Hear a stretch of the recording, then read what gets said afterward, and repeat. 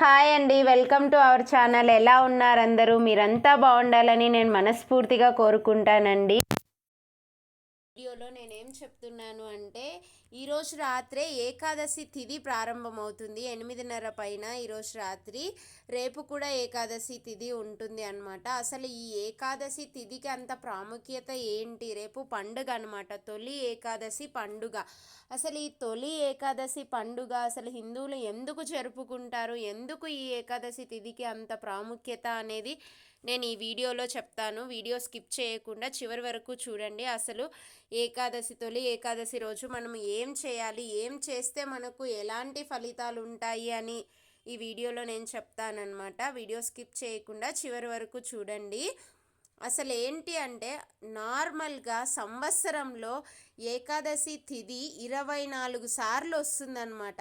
అదే ఒకవేళ ఏదైనా అధిక మాసం వచ్చింది అంటే 26 సార్లు ఏకాదశి తిథి వస్తుంది.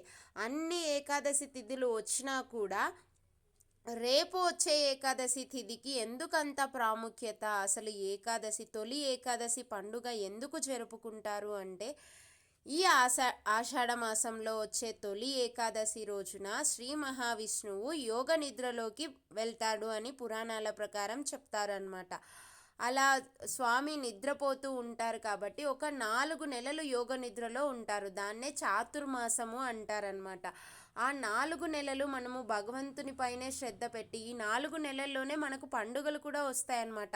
హిందువులు ఎందుకు అంత తొలి ఏకాదశి ఫస్ట్ చేసుకుంటారు అంటే, ఈ ఏకాదశి వస్తానే మామూలుగా ఒక సామెత ఉందన్నమాట. ఏకాదశి వెంట పెట్టుకొని వస్తుంది, ఉగాది ఊడ్చుకొని పోతుంది అని చెప్పేసి నేను విన్నాను. మా అమ్మ చెప్పింది ఈ సామెత.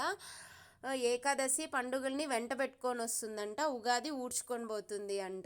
సో ఉగాది తర్వాత మనకి ఆల్మోస్ట్ శ్రీరామనవమి వెళ్ళిపోతే ఇంకా ఏం పండుగలు రావు.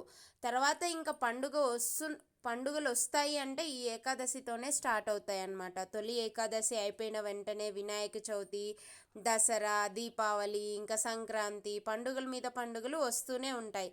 కాబట్టే ఈ ఏకాదశి తిథిని అందరూ తొలి పండుగగా చేసుకుంటారనమాట. సంవత్సరంలో తొలి పండుగగా తొలి ఏకాదశి ఈ హిందువులంతా ఈ పండుగను జరుపుకుంటారు. అసలు ఆ రోజు ఏం చేయాలి అనేది నేను చెప్తాను. ఏకాదశి రోజున ఈరోజు రాత్రి ఏకాదశి 8:30కు స్టార్ట్ అయిపోతుంది. అలాగే రేపు కూడా ఏకాదశి ఉంటుంది. కొంతమంది ఏకాదశి వ్రతం అని కూడా చేసుకుంటారు. అలా చేసుకొని లేని వాళ్ళు ఏకాదశి రోజున ఉపవాసం ఉండేసి ద్వాదశి రోజున ఉపవాసం విరమించుకుంటే చాలా మంచి ఫలితాలు ఉంటాయి. లేదు అలా కూడా ఉండలేని వాళ్ళు పొద్దున్నే లేచి ఏకాదశి రోజున ఇల్లంతా శుభ్రం చేసుకొని తలస్నానం చేసి పూజ గదిని శుభ్రం చేసి పూజను చేసుకొని శ్రీ మహావిష్ణువుని పూజించి, శ్రీ మహావిష్ణువుకి ఏం ప్రసాదాలు చేసి పెట్టలేని వాళ్ళు తులసి తీర్థం పెట్టినా కూడా ఆయన ఆనందిస్తాడనమాట. అలా ఏదో ఒక ప్రసాదాన్ని నివేదించి శ్రీ మహావిష్ణువును, లక్ష్మీదేవిని తొలి ఏకాదశి పండుగ రోజున పూజిస్తే మనకు సిరి సంపదలు కలుగుతాయి అని చెప్పేసి చాలా నమ్మకం అన్నమాట. కాబట్టి ప్రతి ఒక్కరూ రేపు ఏకాదశి పండుగ జరుపుకోండి. అందరికీ తొలి ఏకాదశి శుభాకాంక్షలండి. ఈ వీడియో మీకు నచ్చినట్లయితే లైక్ చేయండి, షేర్ చేయండి. మన ఛానల్ని ఫస్ట్ టైం చూస్తుంటే సబ్స్క్రైబ్ చేసుకోండి. Thank you.